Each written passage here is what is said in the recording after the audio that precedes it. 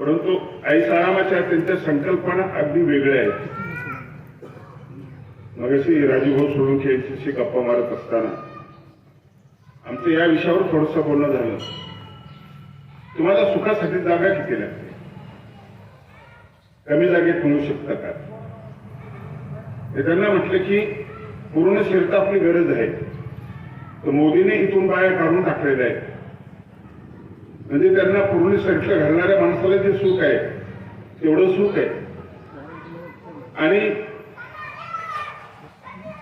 हे वैभव जर अडचण वाटत असेल तर हे सुख आहे. विषय असा झाला की पंतप्रधान व्यक्ती आहे, त्यांनी थोडासा कपडा बाजूला करता आला. त्यांना एक त्यागाचा तो एक छोटासा भाग आहे. मी बाकीच्या विषयावर जात नाही, राजकारण हा माझा विषय नाहीये. पण थोडं कमी केलं तर काही बिघडत नाही. वैभव असो, तुमची राहण्याची जागा असो, की तुमच्या गाड्या असो, की काही असो, थोडं कमी केलं तर काही बिघडत नाही. औरंगाबादला एका सलून मध्ये मी गेलो, जवळ दिसलं, गेलो, इतकं हायफाय होतं. त्यांनी गाडीला भेस लावला, 2-3 केमिकल लावले, पुसलं, माती लावली, खुर्ची खाली कर, वर कर, आणि एसी रूम सगळं एसी होते तिच्याकडे. सगळं हे करत असताना मनात धसका घेतला मी की याचं बिल मात्र मोठं असणार, आपल्याला माहिती नाही. सगळं झाल्यानंतर त्याला विचारलं किती पैसे झाले, तो म्हटलं फक्त 350 रुपये. त्याचा फक्त शब्द सुद्धा मला डसायला लागला, 350 रुपये. जिलेट ब्लेड घेतलं तर 1 रुपयामध्ये गाडी तुटली होते. 1 रुपयामध्ये जर भागतो तर 350 रुपये टाळले पाहिजे.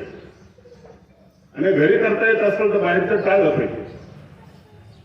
म्हणजे सुख हे तुमच्या वस्तूवर, त्या मूल्यवान किमतीवर अवलंबून आहे असं नाही. त्यांनी काम तेच होतं, यांनी काम तेच होतं. अशा तऱ्हेने ही सुखाची कल्पना ज्या लोकांच्या जीवनामध्ये आहे. अण्णा हजारेंचं सुख जर एकच खोली 10 बाय 10ची, त्याच्यामध्ये एकच ताटी, एकच वाटी, एकच तांब्या आणि एकच सतरंजी, एकच पांघरायला, एवढ्यामध्ये जर भागत असेल तर तो माणूस दिल्लीच्या खुर्चीत हलू शकत नाही का? ही ताकद त्या खोलीवर अवलंबून नाही, त्या भांड्यावर अवलंबून नाही, ती म्हणजे याच्यावर अवलंबून नाहीच, बाह्य वस्तूवरती अवलंबून नाहीच आहे. एपीजे अब्दुल कलामचं जे सुख आहे, जो प्रवास आहे, तो माणूस घरोघर पेपर टाकतो. शाळा शिकत असताना अनवाणी जाणारा हा माणूस, त्याला माहिती नाही की याच पेपरमध्ये राष्ट्रपती म्हणून आपला फोटो येईल. पण हे पुढे वैभव मिळाल्यानंतर त्यातही ते रमले नाहीत, आणखी त्यात ते रमले नाही. ते सगळं निघून गेल्यानंतरही तितकाच तो माणूस उंच होता आणि त्या जमिनीवर तो माणूस होता, त्या झोपडीमध्ये शेवट झाला. राष्ट्रपती पदाची जी खुर्ची आहे, एवढी मोठी खुर्ची, उतरल्यानंतर ते ज्यावेळेस निवृत्त झाले, एका कार्यक्रमाला गेले आणि स्टेजवर खुर्च्या टाकलेल्या होत्या कार्यक्रमाला. एक मोठी खुर्ची होती चांगली, आणि पायऱ्या चढत असताना जो माणूस म्हणतो की इस खुर्ची को हटाव, म्हणजे खुर्चीच्या उंचीवर माणसाचं उंच पण अवलंबून नाहीये. अगदी सर्वसामान्यांना जी खुर्ची असते त्या खुर्चीवर ते बसले. आणि म्हणून अफजल गुरु ज्यावेळेस फाशी दिली त्यावेळेस आपण हसलो. एपीजे अब्दुल कलाम गेले त्यावेळेस आपण सगळे रडलो. इथं आपण मुसलमानने बघितलं, असं कोणी बघितलेलं नाहीये. कमी जीवनामध्ये जगणं, कमी सामुग्रीमध्ये आपलं ध्येय गाठणं हे जीवनाचं गणित आहे. आणि म्हणून आपल्या नजरा ज्या ह्या नजरा असं थोडं विस्तारित करणं महत्वाचं आहे, पाहणं महत्वाचं आहे. आपल्याकडे नाही आहे ते तर मग कोणाकडे आहे? जमिनीवर राहणाऱ्या, झोपडीत राहणाऱ्या साधू संतांच्या लेखणीतून ते प्रकटलेलं आहे. आणि म्हणून जे आपल्याला कळत नाही तिथं आपण त्यांचे संदर्भ घेऊन नामा म्हणे, तुका म्हणे म्हणतो. म्हणजे आयरा गायला म्हणत नाहीये, खोटं बोलणारा म्हणत नाहीये. मी जे सांगतोय ना ते नामदेव महाराज म्हणतात म्हणून, तुकाराम महाराज म्हणतात म्हणून, ज्ञानेश्वर महाराज म्हणतात म्हणून. कारण या लोकांना सिद्धांत माहिती आहे, आर पार नजर आहे. आणि म्हणून मृत्यू ही भयानक गोष्ट आहे असं नाहीये. तो शब्द ऐकला की आपल्याला थरकाप सुटतो. आणि ते म्हणतात आपले मरण पाहिले मी डोळा तो सुख सोहळा. त्यांना सुखाचा सोहळा मृत्यूमध्ये का वाटला? सर्पमित्राला सुरुवातीला माहितीच नसतं, त्यावेळेस भीती वाटते सापाची, पण नंतर मैत्रभाव तयार होतो आणि तो सहज त्याला पकडतो. त्या भीतीच्या जागी त्याची जी प्रीती आणि धैर्य निर्माण झाला ना, हा भाग महत्वाचा आहे. त्याला साप पकडताना भीती वाटत नाही, तर संतांना मृत्यूची भीती वाटत नाही, नाही वाटत नाही. एकच न आवडणारी गोष्ट तिचं महत्व कळलं की तुम्हाला ती आवडायला लागते. कारला आवडायला लागते, सापाचं विष आवडायला लागतं. ज्यावेळेस ते औषधीच्या स्वरूपामध्ये राहतं हे आपल्याला कळतं, त्यावेळेस त्याचं विषय आवडायला लागतं. कुठलाच वाईट नाही, त्यातलं चांगलं पाण्याची दृष्टी जी आहे ती दृष्टी महत्वाची आहे, आणि ती संतांकडे ती दृष्टी आहे. जन्म झाल्यापासून मृत्यूचा विचार त्यांनी केला. जगायचंच मरणासाठी आणि मरेपर्यंत चांगलं जगायचं. मरणामध्ये मोक्ष आहे, मुक्ती आहे, तिथपर्यंतचा जो प्रवास आहे तो प्रवास महत्वाचा आहे. खूप साहित्य जमूनही कोणी अमर होत नाही होत. खूप प्रतिष्ठा तुम्हाला मिळाली म्हणून तुम्ही अमर होत नाही. कुठलाच मंत्री संत्री कुणीच अमर नाही. यांनी त्या मंदिरात जावं का ना जावं त्या पंथाचा विचार आहे. हे तिकडे जात नाही, ते इकडे येत नाही, हे त्यांचा ग्रंथ वाचत नाही, ते यांचा ग्रंथ वाचत नाही. त्यांचा आचार वेगळा, यांचा आचार वेगळा, पण मरण वेगळं नाहीये. मरण सगळ्यांचं सारखं आहे. कोणाला मस्जिदची भीती वाटत असेल, कोणाला मंदिरची भीती वाटत असेल, कोणाला कुठली भीती वाटत असेल, हा महत्वाचा भाग नाही. मृत्यूची भीती सगळ्यांनाच वाटते, मरणच नको आहे. शब्दकोशामध्ये हा शब्द सगळ्यात त्रासदायक वाटतो, आपल्याला सगळ्यात त्रासदायक वाटतो. संतांना वाटत नाही ना. मरणाच्या दारामध्ये ज्यावेळेस गायन करतात ना, किती निर्भय झालेले असतात. इतना तो करना स्वामी जब प्राण तन से निकले. तुमचा फोटो खरं तिथं काढायला पाहिजे, तुमचा चेहरा खरं तिथं बघायला पाहिजे की तिथे तुम्ही कशा आहात. तिथं तुम्ही निर्भय असले की तुम्ही जिंकला. प्रवास करत असताना ज्ञानेश्वर महाराज समाधी सोहळ्याच्या वेळेला ज्यावेळेस मध्ये जातात, त्यावेळेसचा त्यांचा चेहरा, रडतात बाकी सगळे, नामदेव महाराज रडतात, सगळे रडतात, रडाय सगळी, पण त्यांच्या चेहऱ्यावरची प्रसन्नता तिथं मावळलेली नाहीये. थोड्या टेन्शनने आपला चेहरा उतरून, याचं कारण की आपले चेहरेच कच्चे आहेत. जिथं तो चेहरा विचलित होत नाही, तो कसा चेहरा असेल. ते क्षेत्र असो की पुरोरवा कुठला राजा असो की, मला राजासारखं व्हावं मरणाच्या दारामध्ये. राघोबाला ज्यावेळेस मारायचा प्रसंग आला त्यावेळेस विचारलं की तू जर जगला तर काय करशील. कानाला खडालो म्हणायला पाहिजे, तुम्ही शपथ मी काहीच करणार नाही, आता या भानगडीत पडणार नाही. पण तिथेही तो माणूस होतो की बचेंगे तो और भी लढेंगे. अरे मोठा ग्रंथ नाही त्यांचा, एकच वाक्य, आणि ते वाक्य इतकं जिवंत आहे, इतकं दमदार आहे, सामर्थ्य बाण आहे ते वाक्य आहे. बचेंगे तो और लढेंगे. मारणाऱ्या माणसाला सांगतात मार नाही तर सोड, मी लढणार. प्रत्येक क्षेत्रामध्ये ही माणसं आपल्याला भेटतात.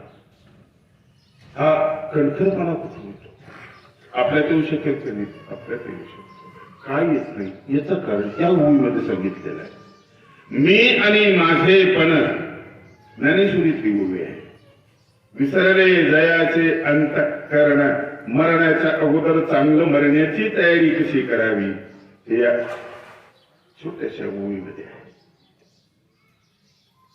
महाराष्ट्रामध्ये जे काव्य आहे त्या काव्याच्या बाबतीत मानव पंथाचे 2 कवी आणि ज्ञानेश्वर महाराज या दोघांनी सारख्याच ताकदीने काव्य लिहिलेलं आहे. परंतु वारकरी संप्रदायामध्ये सर्वोत्कृष्ट काव्य म्हणजे ज्ञानेश्वरी, सर्वोत्कृष्ट काव्य. मराठी भाषा गरीब नाहीये, श्रीमंत आहे, फार श्रीमंत आहे. त्यात श्रीमंती जी आहे ती ज्ञानेश्वरीला आहे. कमी वाक्यामध्ये महत्वाचं आणि जास्त बोलणं आजही आपल्याला जमत नाही. आपलं त्यांचं खूप अंतर आहे. त्यांच्या काळामध्ये या सुविधा कुठल्याच नव्हत्या.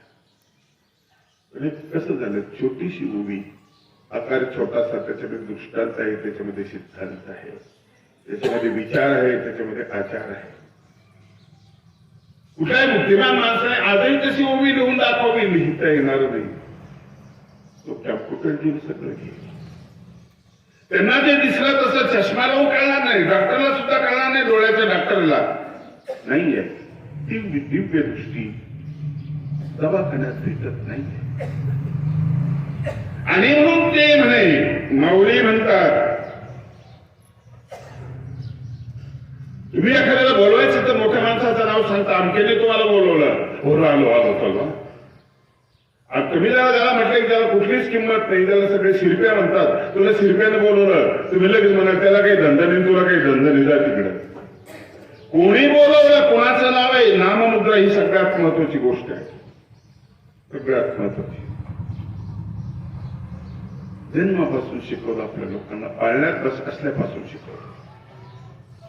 मदरसा नावाची एक स्त्री उपनिषदामध्ये आपल्या बाळाला झोपवताना म्हणते, शुद्धोशी बुद्धोशी निरंजनोशी संसार माया परिवर्जितोशी संसार सुप्तम त्यज मोहनिद्रा मदलसा वाक्य मुवाच पुत्र. तू शुद्ध आहेस. लहान बाळ शुद्ध असत. लहान मुलाला खोटं बोलता येत नाही, शहाणपण येण्याच्या अगोदर तू खूप चांगला. खोटं बोलायला शहाणपण लागतं. तू शुद्ध आहेस, तू बुद्ध आहेस, निर्बुद्ध नाहीये, तू बुद्ध आहेस, लपलेला आहे, झाकलेला आहे, पूर्णत्व तुझ्यामध्ये आहे, त्याला फक्त उघड करायचं आहे. निरंजनोशी, निरंजन म्हणजे केवळ. आमच्या सूत्रामध्ये केवळ तो असं म्हटलेलं आहे. अद्वैतवादाच्या हिशोबाने हा जीव असा केवळ आहे. कोण सांगते? एक स्त्री, एक राजाची राणी आपल्या बाळाला झोपवताना आणि उठवताना ही भाषा बोलते. लेकरांना झोपावं कसं आणि उठवावं कसं हे आपल्याला आजही कळत नाही. आजकाल विचकट गाण्याच्या आवाजाने लेकरांना उठवतो, कधी दम देऊन उठवतो, कुठले काट्या म्हणतो आणि उठवतो. आपल्याला उठवता येत नाही. उभं राहता येत नाही म्हणून देवाची एक वारी उभा क्षणभरी. ते कसं उभं राहायचं, कुठं उभं राहायचं, दार म्हणजे काय याचं स्पष्टीकरण अभंगामध्ये केलेलं आहे. आपल्याला पाहता येत नाही, आपल्याला आणखी ऐकता येत नाही, चालता येत नाही, नीट बोलता येत नाही. एक उदाहरण देतो. रामायण मालिकेची सुरुवात होणार होती आणि ते पात्रांचा शोध घेत होते. अरविंद त्रिपाठी ज्यांनी रावणाची भूमिका केली, तो ज्यावेळेस रामानंद सागरकडे आला आणि आल्यानंतर त्याला बघितलं, त्याची मुलाखत झाली आणि रामानंद सागरना तो काही आवडला नाही. ते म्हणाले तू जाऊ शकतोस. तो निघाला. परत त्यावेळेस तो चालला, त्यावेळेस त्याची चालण्याची गती आणि त्याची जी धब आहे चालण्याची ती बघितली, पाठीमागून बघितली. पाठीमागूनही माणसाला पाहता त्याची धब बघितली, त्याला बोलवलं, आले इधर आला. परत तो त्याला म्हणाले की मेरा रावण मुझे मिल गया, अब तू रावण का काम करेगा. चालण्यामध्ये एक ताकद आहे. तुम्ही कसं चालता, बोलण्यामध्ये एक ताकद आहे. तुम्ही कसं बोलता, पाहण्यामध्ये एक ताकद आहे. आपल्या अंगावर दगडं खूप पडली, आपल्याला कळलंच नाही की गुरुत्वाकर्षण आहे. पण ती नजर होती न्यूटनला. एका सफरचंद त्याच्या अंगावर पडलं आणि तिने एक महत्वाचा सिद्धांत त्यांनी शोधला. एक पाहणं, संतांचं पाहणं, त्या पलीकडचं पाहणं. तुम्ही सुख म्हणून जे जमवलेत ना, हे सगळ्या याचे सुखाची कल्पना आहे, भ्रम आहे, सुख नाहीये. हे मृगजळ आहे. राजीवंशी बोलत असताना मी बंगालचे मुख्यमंत्री आपल्याला चपला पाहिजे म्हणून त्यासाठी विमान पाठवते मुंबईला. त्याला पेट्रोल किती लागतं, खर्च किती येतो चप्पलसाठी. मी मुख्यमंत्री आहे. जय ललिताकडे 2000 चपलाचे जोड, 2च पावलं तुला देवाने दिलेले. कधी नंबर लागायचा शेवटच्या जोड. आणि एक माणूस अनुमानित पायावर चालतो, अनुमानित चालतो, चेहऱ्यावर प्रसन्नता आहे, सुखी आहे, एकातही झोपतो, प्लॅटफॉर्मही झोपतो. एअर कंडिशन असलेल्या गाडीमध्ये फिरणारा, एसी रूम मध्ये झोपणारा माणूस 1-1.5 फूट उंचीच्या गादीवर झोपेच्या गोळ्या घेऊन मासुळीसारखा तळमळत बसतो, त्याला झोप येत नाही. त्यापेक्षा फुटपाथवरचा माणूस सुखी नाही का? तो माणूस सुखी आहे. कमी जागेत तुम्हाला करता येतं. लालबहादूर शास्त्री युद्धाच्या काळामध्ये एकच कपडा वापरतात, एकच शर्ट, तेच धुतात, तेच वापरतात, स्वतः धुतात, ते वापरतात. पगाराचे पैसे कमी घेतात, देशाला खर्च येऊ नये म्हणून. पत्नीला सांगतात शेंगदाणे थोडे कमी कर भाजीला, अर्ध्या शेंगदाण्यामध्ये भागू आपण. एवढा मोठा माणूस इतका छोटा का होतो? विसर आहे, विसर. मी आणि माझेपण विसरले जयाचे अंतःकरण. अंतःकरणामध्ये तुम्ही जो म्हणजे भंडार बनवलेला आहे ना, गोदाम बनवलेला आहे ना, ते तुम्हाला त्रास देत आहे, ते त्रास देत. घरात पडलेली वस्तू विसरून तुला ढकलायची, कोणाला देण्याची इच्छा होत नाही, पण ढकलत राहायचं. टेन्शनच आहे ना, पुन्हा दिली तर. एखादी वस्तू तुम्हाला आठवतच नाही, महत्वाची गरज आहे, तुम्ही नवी आणता आणि नवी आणल्यानंतर परत ती 2 दिवसानंतर सापडते, आणि ही तर सापडली. तुम्ही स्वीकारत का नाही की तुमच्या मनाला नकोय की आता? तेव्हा तुम्हाला विसर पडतो, ती तुमची नाहीये. माझ्याकडे कशाला? ती तुमची नाहीये. किती एकर जमिनी सांगता येत नव्हतं काही जुन्या लोकांना, आता जमिनी कमी झाल्या. ती तुमची नाहीये. विनोबाजी म्हणायचे की घेऊन टाकणार दुसऱ्याला, तुला आठवत नाही तर. तुला जेवढा आठवणार तेवढंच ठेव, तुझ्या मनात बसणार तेवढंच ठेव. 2 शब्द महत्वाचे आहेत ओळीमध्ये. मी, इथं आपण अडकून पडलो. मी मध्ये अडकून पडलो. मी कलाकार आहे, मी गायक आहे, मी श्रीमंत आहे, मी आमदार आहे, मी खासदार आहे, मी मंत्री आहे. एकाच अक्षरामध्ये माणूस गुंडाळून ठेवला मी, आणि इथं तो व्यापलेला आहे. इथं तो व्यापलेला आहे. इथं अहंकार निर्माण झालेला आहे. मी कोण आहे ओळखलं का? माझ्या ताकदीचा अंदाज आहे का? मी हा एक शब्द आहे, तो कोंडून टाकलाय माणसाला. तो चेंबरून गेलाय मध्ये, आणि तो त्याला सोडायला तयार नाही आहे. तो सोडायला तयार नाही आहे. मी कुणीच नाही असं चक्रधर स्वामींनी आणि गोविंद प्रभूने एका श्लोकात सांगितलेला आहे. नाहम मनुष्यो न च देव यक्षो न ब्राह्मण क्षत्रिय वैश्य शूद्रो. एका श्लोकात सांगितलं. तो श्लोक गोविंद प्रभूंनी म्हटला, तो श्लोक म्हटला चक्रधर स्वामींनी म्हटला. पण त्याच्या अगोदर शंकराचार्यांनी एका मुलाला विचारलं, मुक्या मुलाला, की तू कोण आहेस? तोही म्हणतो नाहम मनुष्यो न च देव यक्षो न ब्राह्मण क्षत्रिय वैश्य शूद्रो. आणि हा श्लोक म्हटल्यामुळे चक्रधर स्वामी परमेश्वर असतील, हा श्लोक म्हटल्यामुळे गोविंद प्रभू परमेश्वर असतील, तर मग तो का नसावा? ज्यांनी आधी तो श्लोक म्हटलेला आहे तो का नसावा, हा महत्वाचा प्रश्न आहे. मी काहीच नाही याच्यामध्ये सगळं आहे. ज्यांच्याकडे खूप होतं ते तसेच गेले. ते गर्भातलं मूल्य त्या माणसाला कळलेलं आहे, म्हणून मी तो नाही. हे सगळं कैलासवासी होणार आहे, मी तो नाहीये. नावही कैलासवासी होणार आहे, हे काहीच नाहीये, काहीच नाहीये. आपण माझी होणार, ही आपली कमजोरी आहे. आपण रिटायर होणार, ही आपली कमजोरी आहे. माझी होणारच नाही असं काही ऐका आहे.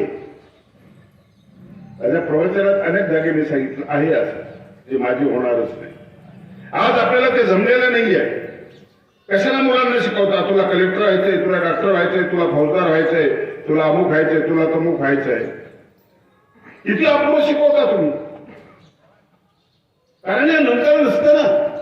हे माझे होऊन जातं ना, हे रिटायर झालेले असतात ना, हे टिकत नाही.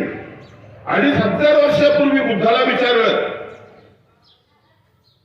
मी कोण व्हायला पाहिजे, मी कोण आहे, कोण व्हायला पाहिजे? तू उत्तर दिलं अत्तदीपो भव, तू प्रकाशमान हो.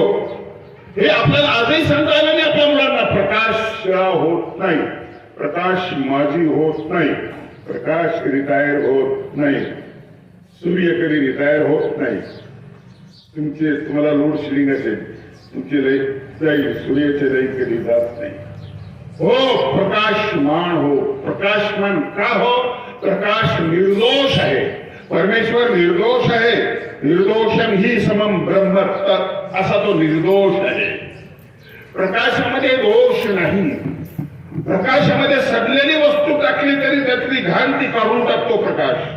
म्हणून अंत्यविधी करत असताना आपण अग्निडाग देतो ना, तो प्रकाश त्याला त्या ठिकाणी शुद्ध आणि परिष्कृत करत असतो. हा एक महत्वाचा भाग असतो. प्रकाशमान हो. आणि म्हणून गती माधवकरांनी जे वर्णन केलेलं आहे ज्ञानेश्वर महाराज चारी भावनांचं, ते असंच वर्णन केलं आहे. उजरी राहिले उजड होऊनी, उजरी राहिले उजड होऊनी, उजरी राहिले उजड होऊनी, निवृत्ती सफळ, निवृत्ती सफळ मुक्तबाई इंद्रायणी कधी, इंद्रायणी कधी, इंद्रायणी कधी. उजेडी राहिले उजेड होड. बुद्धाचा 2500 वर्षापूर्वीच्या सूत्रावरचा हा प्रकाश आपल्याला माहिती नाहीये. कोणी कुठं प्रकाश टाकल्याची कल्पना आपल्याला नाहीये. म्हणून ज्ञानेश्वरी तुम्हाला गोळा करते, एक वाटते. पिंजलेला कापूस मोठा दिसतो पण ताकद नसते. दोरी वळून तयार केली ती बारीक असते पण तिच्यामध्ये ताकद असते. एरवी कापूस 2 बोटाने आपल्याला थोडं फेकता येतो, दोरी नाही तुझा. हे एक वचन मी पण घालून बाजूला. म्हणून चक्रधर स्वामी सांगतात अहंतेचे मूळ सकंदी उपडावे. मी जो आहे ना तो अहंतेमध्ये ते मूळ उपटून टाका. पहिली गोष्ट 2 शब्द बोलायचे आपल्याला. मी चांगला आहे पण अडचणीचा किती आहे. तुम्हाला त्यांनी कोंडून टाकलेला आहे. मी मराठा समाजाचा, मी गुजर समाजाचा, मी अमुक समाजाचा. सगळे नाकारलेत तुम्ही, सगळे नाकारलेत, सगळे नाकारले. किती लहान झाले तुम्ही, खूप लहान झाले. श्याम मानव तसे देशमुख, तर त्यांनी मानव नाव लावून घेतलं स्वतःला, आडनाव मानव. देशमुख मधून बाजूला झाले, सगळ्या जातीतून बाजूला झाले आणि मानव. किती चांगली जागा शोधली. जागा शोधतायला पाहिजेत आपल्याला, जागा शोधता. आणि ह्या ओळीमध्ये जागा आहे, नेमकी जागा आपल्याला सांगितलेली आहे. विसर हा शब्द यातला महत्वाचा आहे. विसर हा शब्द महत्वाचा आहे. आणि मग मी नाहीये, तो आहे. मी नाहीये. अद्वैताचं पदनाम तोवर जोर देतात. सोहम, तो मी आहे. मी नाहीये, तो आहे. जिकडं तिकडं तोच आहे. मागे तो आहे, पुढे तो आहे, वर तो आहे. मागे उभा मंगेश, पुढे उभा मंगे. आजूबाजूला सगळं तोच आहे. मी कोण आहे? मी कोणीच नाहीये. मी कोणीच नाहीये असं मत आहोत आपण. ही मान्य का करत नाही आपण? समाजसेवा करत असताना आमच्या कुटुंबातली एक मुलगी, डॉक्टर सुशिक्षित असलेली मुलगी शीतल, आत्महत्या करते. कधीतरी तिला वाटलं की माझं कोणीच नाहीये. सामान्य माणसात गोष्ट होती.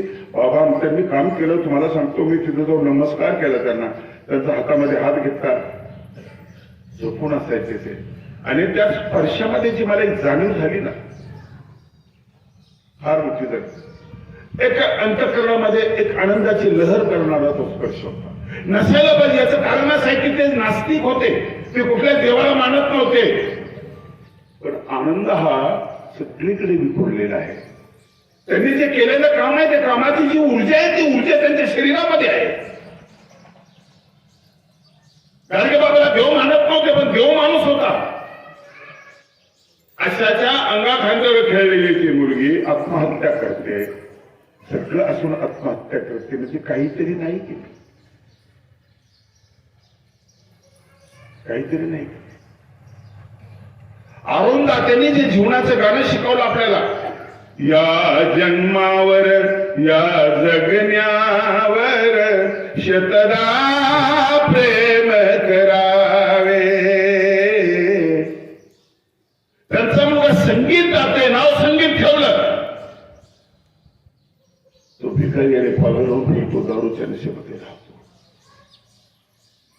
लक्षात घ्या ना, आपण असं म्हणतो. भैयोजी महाराजासारखा माणूस, त्यांचं माझं प्रवचन एक ठिकाणी झालं, 1 तास माझं प्रवचन त्यांनी ऐकलं, त्यांचं मी ऐकलं, ते खूप छान बोलले. तो माणूस पिस्तुलीत लावतो. आत्महत्या करणाऱ्या लोकांना वाचवणारा माणूस शेवटी या जागेवर येतो. मान्य कर ना, आपलं दुबळे आहोत, ते सामर्थ्य आपल्यामध्ये नाही, मान्य करणं की नाही.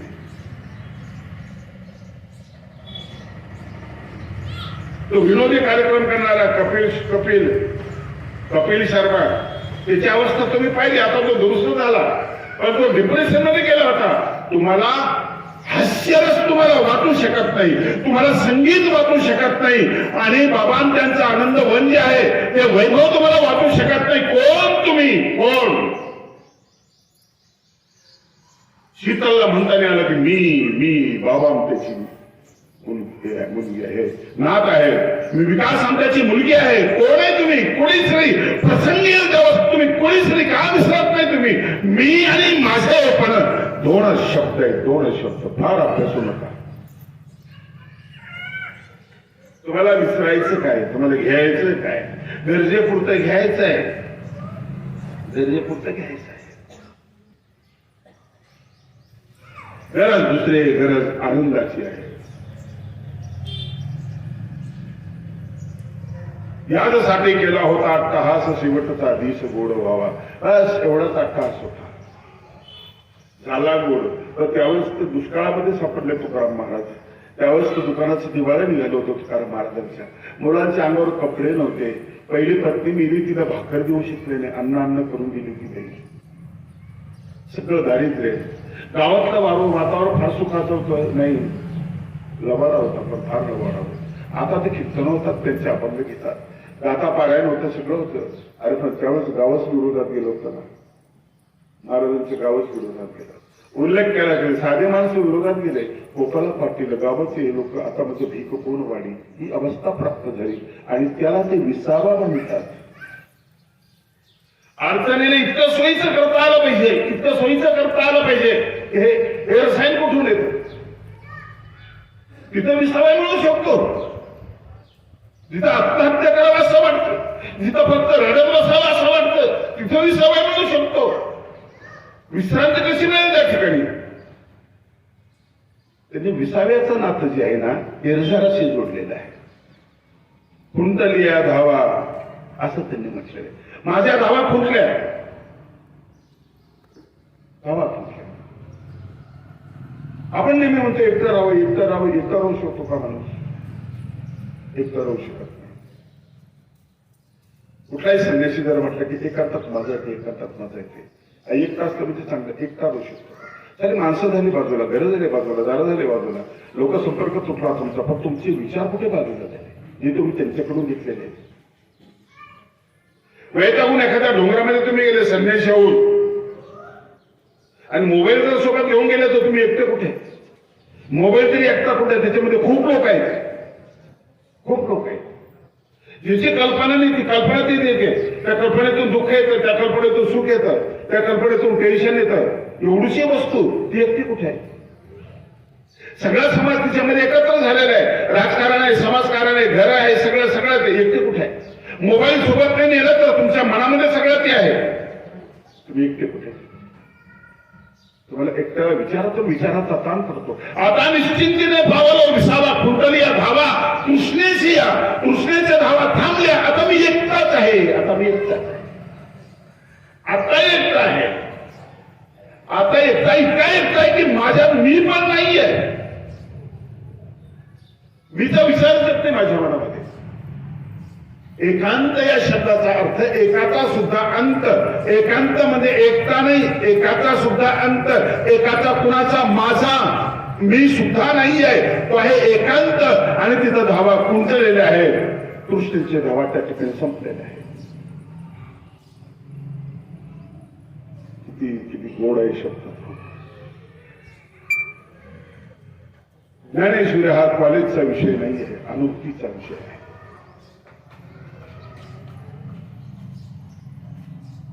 का अभ्यासला जात नाही? का बरं आपण दुर्लक्ष करतो? का त्याला आपण महत्व देत नाही?